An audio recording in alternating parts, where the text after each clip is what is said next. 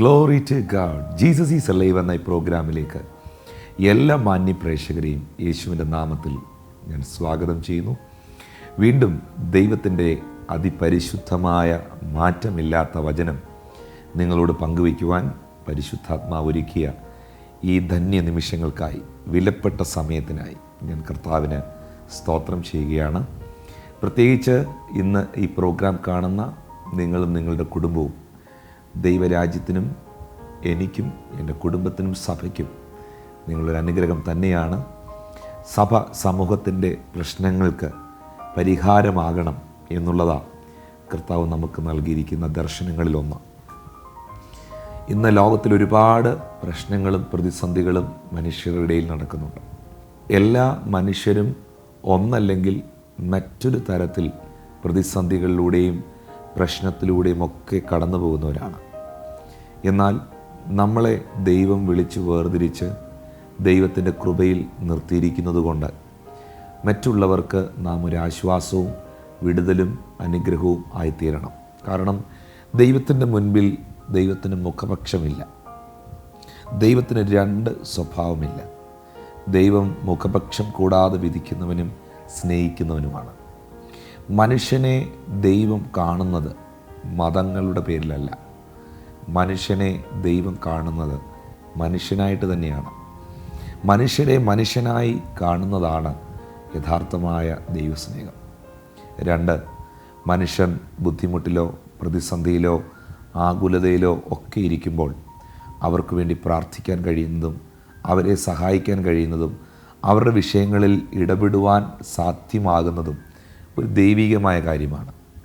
കാരണം ഇപ്പോൾ Kottarakkara Jesus is alive global worship centre അല്ലെങ്കിൽ ഇതുപോലത്തെ പല സഭകളും അനേക ജീവകാരുണ്യ പ്രവർത്തനങ്ങൾ ചെയ്യുന്നുണ്ട്. വാസ്തവത്തിൽ നിങ്ങൾ ഓർക്കണം, ഈ ജീവകാരുണ്യ പ്രവർത്തനങ്ങളിലൂടെ സാധുക്കളായ മനുഷ്യരെ കണ്ടെത്തി ലോകത്തിൽ പ്രതിസന്ധി അനുഭവിക്കുന്നവരുടെ അരികിൽ ചെന്ന് അവരെ സഹായിക്കുവാൻ കഴിയുന്നത് ദൈവികമായൊരു സ്വഭാവമാണ്. കാരണം ദൈവത്തിൻ്റെ സ്വഭാവം, ദൈവത്തിൻ്റെ നേച്ചർ എന്ന് പറയുന്നത് കൊടുക്കുന്ന നേച്ചറാണ്, അല്ലേ?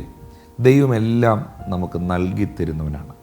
ദൈവം നമുക്ക് സമാധാനം തരുന്നു, ദൈവം നമുക്ക് സൗഖ്യം തരുന്നു, നല്ല ജീവിതം തരുന്നു, സന്തോഷം തരുന്നു. അപ്പോൾ എല്ലാം നൽകുന്നവനാണ് ദൈവം. അപ്പോൾ കൊടുക്കുക എന്ന് പറയുന്നത് ഒരു ദൈവിക സ്വഭാവമാണ്. അങ്ങനെയാണെങ്കിൽ തീർച്ചയായിട്ടും ഇന്ന് ഈ പ്രോഗ്രാം കാണുന്ന നിങ്ങൾ സമൂഹത്തിൻ്റെ പ്രശ്നങ്ങൾക്ക് പരിഹാരമാകട്ടെ, മറ്റുള്ളവർക്കൊരു അനുഗ്രഹമാകട്ടെ. പൗലോസ് പറയുന്നുണ്ട്, വാങ്ങുന്നതിനേക്കാൾ കൊടുക്കുന്നത് ഭാഗ്യം, കൊടുക്കുന്നതാണ് അനുഗ്രഹം. തീർച്ചയായിട്ടും ഈ ദിവസങ്ങളിൽ കർത്താവിന് വേണ്ടി കൊടുക്കുവാൻ, അനേകരെ സപ്പോർട്ട് ചെയ്യുവാൻ, അനേകരെ സഹായിക്കാനൊക്കെ ദൈവം നിങ്ങളെ ബലപ്പെടുത്തട്ടെ. അപ്പോൾ തന്നെ ഈ പ്രോഗ്രാമിന് വേണ്ടി പ്രാർത്ഥിക്കുകയും ഇതിനെ സപ്പോർട്ട് ചെയ്യുകയും ഒക്കെ ചെയ്യുന്ന എല്ലാവരോടുമുള്ള ഹൃദയം നിറഞ്ഞ നന്ദിയും സ്നേഹവും ബഹുമാനവും ഞാൻ അറിയിക്കുന്നു. തുടർന്നുള്ള സമയം നമുക്ക് പ്രാർത്ഥനയോടെ, പ്രതീക്ഷയോടെ, വിശ്വാസത്തോടെ ദൈവത്തിൻ്റെ വചനം കേൾക്കാം. അതിനായി പരിശുദ്ധാത്മാവ് നിങ്ങളെ സഹായിക്കട്ടെ.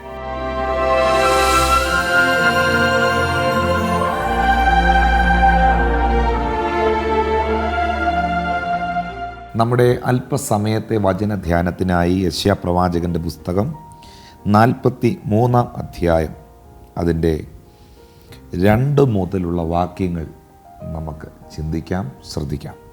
യെശയ്യാ 43 2 മുതലുള്ള വാക്യങ്ങൾ. നീ വെള്ളത്തിൽ കൂടി കടക്കുമ്പോൾ ഞാൻ നിന്നോട് കൂടിയിരിക്കും. നീ നദിയിൽ കൂടി കടക്കുമ്പോൾ അവ നിൻ്റെ മീതെ കവിയുകയില്ല. നീ തീയിൽ കൂടി നടന്നാൽ വെന്തു പോകുകയില്ല. അഗ്നിജ്വാല നിന്നെ ദഹിപ്പിക്കുകയില്ല. ഈ വാക്യം നമ്മളിൽ പലർക്കും സുപരിചിതമാണ്. സർവശക്തനായ ദൈവം യാക്കോബിനോട് പറഞ്ഞ ഒരു വാഗ്ദത്തമാണ്. 43 അധ്യായം 1 വാക്യം വായിച്ചാൽ നമുക്കത് മനസ്സിലാകും. ഇപ്പോഴോ യാക്കോബേ, നിന്നെ സൃഷ്ടിച്ചവനും ഇസ്രായേലേ, നിന്നെ നിർമ്മിച്ചവനുമായ യഹോവ ഇപ്രകാരം അരുളി ചെയ്യുന്നു, ഭയപ്പെടേണ്ട, ഞാൻ നിന്നെ വീണ്ടെടുത്തിരിക്കുന്നു. ഞാൻ നിന്നെ പേർ ചൊല്ലി വിളിച്ചിരിക്കുന്നു. നീ എനിക്കുള്ളവൻ തന്നെ. അപ്പോൾ യാക്കോബിനോട് ദൈവം പറയുന്നു, നിന്നെ നിർമ്മിച്ചവനായ യഹോവ ഇപ്രകാരം അരുളി ചെയ്യുന്നു. അപ്പോൾ യാക്കോബിനെ മാത്രമല്ല ദൈവം നിർമ്മിച്ചത്, എന്നെയും നിങ്ങളെയും ദൈവം നിർമ്മിച്ചതാണ്. ഞാനും നിങ്ങളും ദൈവത്തിൻ്റെ സൃഷ്ടിയാണ്. അപ്പോൾ ഈ ഒരു വാഗ്ദത്തം നമുക്കെല്ലാവർക്കും ഉള്ളതാണ്. നമുക്കത് വിശ്വാസത്തോടെ ഏറ്റെടുക്കാം. നമ്മളെ നിർമ്മിച്ച ദൈവം, നിങ്ങളെ നിർമ്മിച്ച ദൈവം നിങ്ങളോട് പറയുന്നു, ഭയപ്പെടേണ്ട, ഞാൻ നിന്നെ വീണ്ടെടുത്തിരിക്കുന്നു. എന്തുകൊണ്ട് ഭയപ്പെടേണ്ട? ദൈവം നമ്മളെ വീണ്ടെടുത്തതുകൊണ്ട്. ഭയപ്പെടേണ്ട ഒരുപാട് സാഹചര്യങ്ങൾ നമ്മുടെ ജീവിതത്തിലുണ്ട്. ഇന്ന് ഈ പ്രോഗ്രാം കാണുമ്പോഴും ജീവിതത്തിൽ പലതിനെയും ഓർത്ത് നിങ്ങൾ ഭയപ്പെടുന്നുണ്ട്. നിങ്ങളുടെ ഭാവി, നിങ്ങളുടെ ആരോഗ്യം, നിങ്ങളുടെ ജീവിതം, നിങ്ങളുടെ ആയുസ്സ്, നിങ്ങളുടെ പൊതു പ്രവർത്തനങ്ങൾ, നിങ്ങളുടെ ജോലി, നിങ്ങളുടെ കുഞ്ഞുങ്ങൾ, കുടുംബം, പലതിനെയും ഓർത്ത് നിങ്ങൾ ഭയപ്പെടുന്നുണ്ട്. എന്നാൽ നിങ്ങളെ സൃഷ്ടിച്ച ദൈവം നിങ്ങളെ നോക്കി പറയുന്നു, ഭയപ്പെടേണ്ട, ഭയപ്പെടേണ്ട, കാരണം ഞാൻ നിന്നെ വീണ്ടെടുത്തിരിക്കുന്നു. അടുത്ത വാക്യത്തിൽ പറയുന്നു, ഞാൻ നിന്നെ പേർ ചൊല്ലി വിളിച്ചിരിക്കുന്നു. അപ്പോൾ നമ്മളെ വിളിച്ച ഒരു ദൈവം നമുക്കുള്ളത് കൊണ്ട്, നമ്മളെ വീണ്ടെടുത്തൊരു ദൈവം നമുക്കുള്ളത് കൊണ്ട് നമ്മൾ ഒന്നിലും ഭയപ്പെടേണ്ട ആവശ്യമില്ല. കാരണം സർവശക്തനായ ദൈവം നമ്മളുടെ കൂടെയുണ്ട്. ദൈവം കൂടുണ്ട് എന്ന് പലപ്പോഴും നമ്മൾ കേട്ടിട്ടുണ്ട്, നമുക്കതറിയാം. പക്ഷേ ദൈവം എവിടൊക്കെ കൂടുണ്ടെന്നുള്ളത് മനസ്സിലാക്കണം. എല്ലായിടും കൂടുണ്ട്, എന്നാൽ എങ്ങനെ, ഏത് വിധത്തിൽ ദൈവം പ്രവർത്തിക്കുന്നു. 2-ാം വാക്യം, നീ വെള്ളത്തിൽ കൂടി കടക്കുമ്പോൾ ഞാൻ നിന്നോട് കൂടെ ഇരിക്കും. നീ നദിയിൽ കൂടി കടക്കുമ്പോൾ അവൻ നിൻ്റെ മീതെ കവിയുകയില്ല. തീയിൽ കൂടി നടന്നാൽ വെന്തു പോകുകയില്ല. അഗ്നിജ്വാല നിന്നെ ദഹിപ്പിക്കുകയുമില്ല. 1, വെള്ളത്തിൽ കൂടി കടക്കുക. 2, നദിയിൽ കൂടി കടക്കുക. വെള്ളത്തിൽ കൂടി കടക്കുമ്പോഴും ഞാൻ നിൻ്റെ കൂടെ ഇരിക്കും. നദിയിലൂടെ കടക്കേണ്ടി വരുമ്പോഴും ഞാൻ നിൻ്റെ കൂടെ ഇരിക്കും. വെള്ളത്തിലൂടെ പോവുക എന്ന് പറഞ്ഞാൽ ഇച്ചിരി ബുദ്ധിമുട്ടുള്ള കാര്യമാണെങ്കിലും, ഇച്ചിരി ടഫാണെങ്കിലും, വെള്ളത്തിലൂടെ ഇപ്പോൾ കഴുത്തൊപ്പം വെള്ളമുണ്ടെങ്കിൽ, അല്ലെങ്കിൽ അരയോളം വെള്ളമുണ്ടെങ്കിൽ അതിനകത്തൂടെ അങ്ങോട്ട് നടന്നു പോവുക എന്ന് പറഞ്ഞാൽ അത്ര ഈസിയല്ല, ഇച്ചിരി ടഫാണ്. എന്നാലും പറ്റും. എന്ന് വെച്ചാൽ വലിയ പ്രശ്നമല്ല, ചെറിയ പ്രശ്നമാണ്. നദിയിലൂടെ നടക്കുക എന്ന് പറഞ്ഞാൽ അത് പോസിബിളല്ല. ആഴമുള്ള നദിക്കകത്തൂടെ നടന്നു പോവുക എന്ന് പറഞ്ഞാൽ അത് ഇമ്പോസിബിളാണ്. അത് ഇച്ചിരി വലിയ പ്രശ്നം. അടുത്തത് കേട്ടെ, തീയിൽ കൂടി നടന്നാൽ വെന്തു പോകുകയില്ല, അഗ്നിജ്വാല നിന്നെ ദഹിപ്പിക്കുകയില്ല. തീക്കകത്തൂടെ നടന്നു പോവുക എന്ന് പറഞ്ഞാൽ ബുദ്ധിമുട്ടുള്ള കാര്യമാണ്. വേണമെങ്കിൽ കാലൊക്കെ ഇച്ചിരി പൊള്ളും, ഓടി അങ്ങ് പോകാം. തീക്കകത്തൂടെ വേണേ ഓടി നടന്നങ്ങ് പോവാം. ഈ ബുദ്ധിമുട്ടുള്ള കാര്യമാണ്, പെയിൻഫുള്ളാണ്. പക്ഷേ അഗ്നിജ്വാലയ്ക്കകത്തൂടെ വലിയ ഫ്ലെയിംസ് കത്തി നിൽക്കുന്ന തീക്കകത്തൂടെ പോവുക എന്ന് പറഞ്ഞാൽ അത് ബുദ്ധിമുട്ടുള്ള കാര്യമാണ്, ഇമ്പോസിബിളാണ്. നിങ്ങൾക്ക് മനസ്സിലാകുന്നുണ്ടെന്നാണ് എൻ്റെ വിശ്വാസം. വെള്ളത്തിലൂടെ പോകുന്നത് ചെറിയ പ്രശ്നമാണ്, നദിക്കകത്തൂടെ നടക്കുന്നത് വലിയ പ്രശ്നമാണ്. തീക്കകത്തൂടെ നടക്കുന്നത് ബുദ്ധിമുട്ടാണെങ്കിലും വേണേ പോവാം. പക്ഷേ അഗ്നിജ്വാലയ്ക്കകത്തൂടെ പോകുന്നത് വലിയ ബുദ്ധിമുട്ടുള്ള കാര്യമാണ്. പക്ഷെ കർത്താവ് എന്നാ പറഞ്ഞു ഇവിടെ? വെള്ളത്തിലൂടെ നടക്കുമ്പോൾ ഞാൻ കൂടെ ഇരിക്കും, നദിയിലൂടെ പോകുമ്പോഴും ഞാൻ കൂടെ ഇരിക്കും, തീയിലൂടെ പോകുമ്പോഴും ഞാൻ കൂടെ ഇരിക്കും, അഗ്നിജ്വാലയിൽ കൂടെ നീ പോകുമ്പോഴും അത് ഞാൻ കൂടെ ഇരിക്കും. അപ്പോൾ ഇന്നത്തെ സന്ദേശം ഇതാണ്, നിൻ്റെ പ്രശ്നം വലുതാണെങ്കിലും നിൻ്റെ പ്രശ്നം ചെറുതാണെങ്കിലും ഐ ആം വിത്ത് യു, ഞാൻ നിൻ്റെ കൂടെയുണ്ട്. നിങ്ങളുടെ ആവശ്യം ചെറുതാണെങ്കിലും നിങ്ങളുടെ ആവശ്യം വലുതാണെങ്കിലും എനിക്ക് പ്രവർത്തിക്കാൻ കഴിയും. ഇന്ന് ഈ പ്രോഗ്രാം കാണുന്ന മാന്യ പ്രേക്ഷകരോട് പറയട്ടെ, ഒരു വലിയ പ്രതിസന്ധിയിലൂടെ നിങ്ങൾ കടന്നു പോകുന്ന ആളാണെങ്കിലും നിങ്ങളുടെ വിഷയം പരിഹരിക്കാൻ കർത്താവിന് കഴിയും. ഒരു ചെറിയ പ്രശ്നത്തിലൂടെ പോകുന്ന വ്യക്തിയാണെങ്കിലും നിങ്ങളുടെ പ്രശ്നത്തെ കൈകാര്യം ചെയ്യാൻ യേശു ക്രിസ്തു മതിയായവനാണ്. അതുകൊണ്ട് ഇന്ന് ഈ പ്രോഗ്രാം കാണുന്ന എൻ്റെ മാന്യ സഹോദരങ്ങളോട് ഞാൻ പറയുന്നു, ഭയപ്പെടേണ്ട. പ്രസൻ്റ്ലി ഇപ്പോൾ നിങ്ങൾ അനുഭവിക്കുന്ന, കടന്നു പോകുന്ന ആ സാഹചര്യത്തിൻ്റെ മുമ്പിൽ അല്പം പോലും യേശുവിൻ്റെ നാമത്തിൽ നിങ്ങൾ ഭയപ്പെടേണ്ട. ആ ഭയം നിങ്ങളുടെ ഉള്ളത്തിൽ നിന്ന് പോകട്ടെ. കാരണം സർവശക്തനായ ദൈവം നിങ്ങളെ പേറ് ചൊല്ലി വിളിച്ചിരിക്കുന്നു. സർവശക്തനായ ദൈവം നിങ്ങളെ വീണ്ടെടുത്തിരിക്കുന്നു. നിങ്ങൾ കർത്താവിനുള്ളവരാണ്. നിങ്ങൾ ദൈവത്തിൻ്റെ സൃഷ്ടിയാണ്. നിങ്ങൾ ഓർക്കണം, ഇവിടെ മനുഷ്യൻ പല മതങ്ങളെയും സൃഷ്ടിച്ചിട്ടുണ്ട്. മനുഷ്യൻ പല വിഭാഗങ്ങളും ഉണ്ടാക്കിയിട്ടുണ്ട്. വിഭാഗീയതകൾ ഇവിടെ ഉണ്ട്. എന്നാൽ ഞാൻ പറയട്ടെ, ദൈവം നിങ്ങളെ സൃഷ്ടിച്ചു. നിങ്ങൾ ദൈവത്തിൻ്റെ സൃഷ്ടിയാണ്. നിങ്ങളെ സൃഷ്ടിച്ച ദൈവം നിങ്ങളെ ഒരു മതത്തിൻ്റെ പേരിലോ ഒരു സംഘടനയുടെ പേരിലോ അല്ല കാണുന്നത്. സ്രഷ്ടാവായ ദൈവം നിങ്ങളെ കാണുന്നത് അവൻ്റെ സൃഷ്ടിയായിട്ടാണ്. അതുകൊണ്ട് ആ ദൈവം പറയുന്നു, നിൻ്റെ ഏത് പ്രശ്നത്തിൻ്റെ നടുവിലും, നിൻ്റെ ഏത് ആവശ്യത്തിൻ്റെ നടുവിലും ഐ ആം വിത്ത് യു, ഞാൻ നിൻ്റെ കൂടെയുണ്ട്. കർത്താവിൻ്റെ വചനത്തിൽ മറ്റൊരിടത്ത് എഴുതിയിട്ടുണ്ട്, ഭയപ്പെടേണ്ട, ഞാൻ നിൻ്റെ കൂടെയുണ്ട്. ഭ്രമിച്ചു നോക്കേണ്ട, ഞാൻ നിൻ്റെ ദൈവമാണ്. ഞാൻ നിന്നെ ശക്തീകരിക്കും, ഞാൻ നിന്നെ സഹായിക്കും, എൻ്റെ നീതിയുള്ള വലങ്കരത്താൽ ഞാൻ നിന്നെ താങ്ങും. സഹോദര, ഈ ദൈവം നിങ്ങളെ ശക്തീകരിക്കും. പ്രിയ മാതാവേ, പ്രിയ പിതാവേ, നിങ്ങൾ ബലഹീനരായി തളർന്നു പോകുന്നു എന്ന് തോന്നുന്ന ഈ സാഹചര്യത്തിൽ ദൈവം നിങ്ങളെ ശക്തീകരിക്കും. ഈ സർവശക്തനാകുന്ന ദൈവം നിങ്ങളെ സഹായിക്കും. ആരെന്നെ സഹായിക്കും എന്നൊരു ചോദ്യം ഇന്ന് നിങ്ങളുടെ മുമ്പിലുണ്ട്. ഈ വിഷയത്തിൽ ആരെന്നെ സപ്പോർട്ട് ചെയ്യും എന്ന് നിങ്ങൾ ചോദിക്കുന്നു.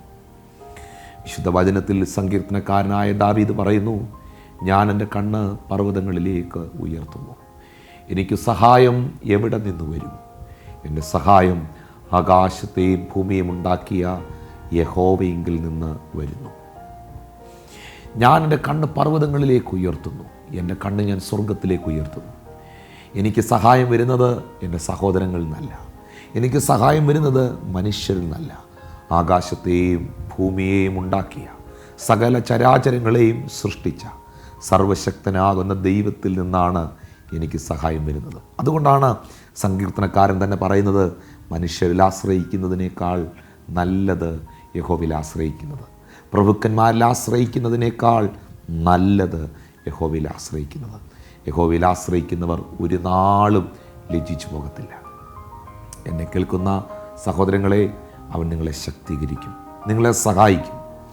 ആരോടൊക്കെയോ ദൈവത്തിൻ്റെ ആത്മ പറയുന്നു, നിങ്ങളെ സഹായിക്കാം എന്ന് പറഞ്ഞ പലരും വാക്കുമാറി. അവർ സഹായിച്ചില്ല. എന്നാൽ ഈ ദിവസങ്ങളിൽ നിങ്ങളെ സർവശക്തനാകുന്ന ദൈവത്തിൻ്റെ കരം സഹായിക്കും. ദൈവം സഹായിച്ചാലുള്ള ഗുണം എന്നാ? കണക്ക് പറയുകയില്ല. തന്നിട്ട് തന്നെന്ന് പറഞ്ഞുകൊണ്ട് നടക്കുകയില്ല. അളവ് വെച്ച് തരത്തില്ല, അളവില്ലാതെ തരും. തന്നിട്ട് പറഞ്ഞുകൊണ്ട് നടക്കില്ല. എന്ന് പറഞ്ഞാൽ ആർക്കും മഹത്വം എടുക്കാൻ കഴിയാത്ത നിലയിൽ ദൈവം നിങ്ങളെ മാനിക്കും. നാളെ ഒരു സമയം നിങ്ങൾ എഴുന്നേറ്റ് പറയും, ഇതെങ്ങനെ സംഭവിച്ചു എന്ന് ചോദിച്ചാൽ, ഇതെൻ്റെ യഹോവയാൽ സംഭവിച്ചു. ഇത് മനുഷ്യൻ്റെ ദൃഷ്ടിയിൽ ആശ്ചര്യവും ആയിരിക്കുന്നു. ദൈവം തൻ്റെ ജനത്തിൻ്റെ സ്ഥിതി മാറ്റുമ്പോൾ യാക്കോബ് സന്തോഷിക്കുകയും ഇസ്രായേൽ ആനന്ദിക്കുകയും ചെയ്യും. മാന്യ സഹോദരങ്ങളെ, പ്രിയ പ്രേക്ഷകരെ, ജീവിതത്തിൽ എല്ലാവരും കൈവിട്ട ഒരു അനുഭവത്തിലാണ് നിങ്ങൾ നിൽക്കുന്നതെങ്കിൽ, അടുത്ത വചനം പറയുന്നു, എൻ്റെ നീതിയുള്ള വലങ്കരം നിന്നെ താങ്ങും. ശാശ്വതമായ ഭുജം നിങ്ങളെ താങ്ങും. ഒരു സമയത്ത് നിങ്ങളെ താങ്ങിയവർ ഇന്ന് നിങ്ങളെ തളർത്തുകയാണ്. നിങ്ങളെ താങ്ങി നിർത്തിയിരുന്ന പലരും ഇന്ന് നിങ്ങളെ വേദനിപ്പിക്കുന്നുണ്ട്. എന്നാൽ മോശ പറയുന്നു, പുരാതനനായ ദൈവം എൻ്റെ സങ്കേതം, കീഴേ ശാശ്വത ഭുജങ്ങളുണ്ട്. നിങ്ങളെ താങ്ങിക്കൊണ്ടിരുന്ന പല ഭുജങ്ങളും പിൻവലിച്ചു. 1 കൊല്ലം, 2 കൊല്ലം, 3 കൊല്ലം ഒക്കെ നിങ്ങളെ സപ്പോർട്ട് ചെയ്ത് നിർത്തി. പക്ഷേ അവരവരുടെ കൈ വിഡ്രോ ചെയ്തു. എന്നാൽ വിഡ്രോ ചെയ്യാത്തൊരു ഹാൻഡുണ്ട്, പിൻവലിക്കാത്തൊരു കരമുണ്ട്.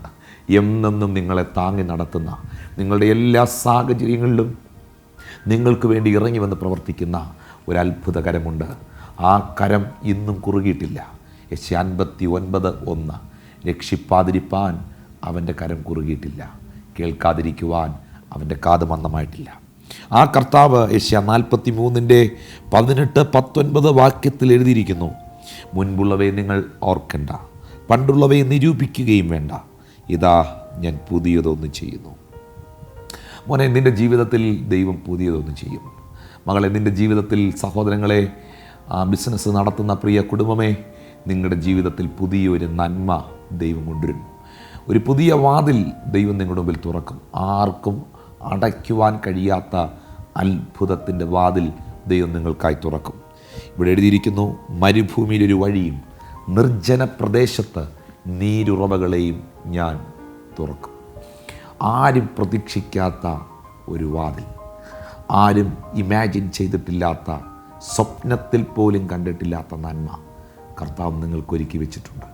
അതുകൊണ്ട് ഇന്നത്തെ പ്രോഗ്രാമിൽ പറയുന്നു, പെരുവെള്ളമാണെങ്കിലും നദിയാണെങ്കിലും നിങ്ങളോട് കൂടെ ദൈവമുണ്ട്. തീയാണെങ്കിലും അഗ്നിജ്വാലയാണെങ്കിലും സർവശക്തനായ ദൈവം നിങ്ങളുടെ കൂടെയുണ്ട്. നിങ്ങളുടെ പ്രശ്നം വലുതോ ചെറുതോ, നിങ്ങളുടെ ആവശ്യം വലുതോ ചെറുതോ, നിങ്ങളുടെ രോഗം വലുതോ ചെറുതോ, എന്തുമാകട്ടെ, സർവശക്തനായ ദൈവം ഇതിനകത്തൊരു അത്ഭുത വിടുതൽ തരാൻ നിങ്ങളോടൊപ്പമുണ്ട്. വിശ്വസിച്ചാട്ടെ.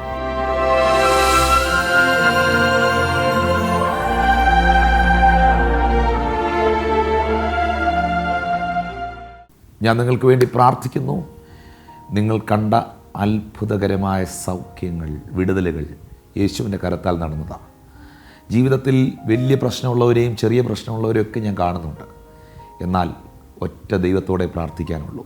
1000 പ്രശ്നങ്ങളുണ്ടാകാം, 1000കണക്കിന് വിഷയങ്ങളുണ്ടാകാം. പക്ഷെ ഉത്തരം ഒന്നേ ഉള്ളൂ. അത് യേശു ക്രിസ്തുവിൻ്റെ പരിശുദ്ധ നാമമാണ്. യേശുവിൻ്റെ എല്ലാ നാമത്തിനും മേലായ നാമമാണ്. ആ നാമത്തിൽ, യേശു ക്രിസ്തുവിൻ്റെ നാമത്തിൽ ഞാൻ നിങ്ങൾക്ക് വേണ്ടി പ്രാർത്ഥിക്കുന്നു. കർത്താവേ, യേശുവിൻ അധികാരമുള്ള നാമത്തിൽ എന്നെ കണ്ടുകൊണ്ടിരിക്കുന്ന എല്ലാ മാന്യ പ്രേക്ഷകർക്കായി പ്രാർത്ഥിക്കുന്നു. വെള്ളമാണെങ്കിലും നദിയാണെങ്കിലും, കർത്താവെ, തീയാണെങ്കിലും അഗ്നിജ്വാലയാണെങ്കിലും, ഞങ്ങളെ തൊടുവാൻ കഴിയാതെ ഞങ്ങളോടൊപ്പം ഇരിക്കുന്ന കർത്താവിൻ്റെ കരത്തിനായി സ്തോത്രം.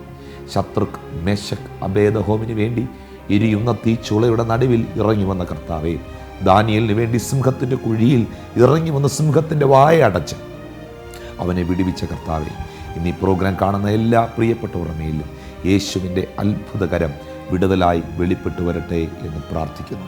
വലിയൊരു ദൈവപ്രവൃത്തി പരിശുദ്ധാത്മാവ് ഇവരുടെ ജീവിതത്തിൽ അയക്കണമേ.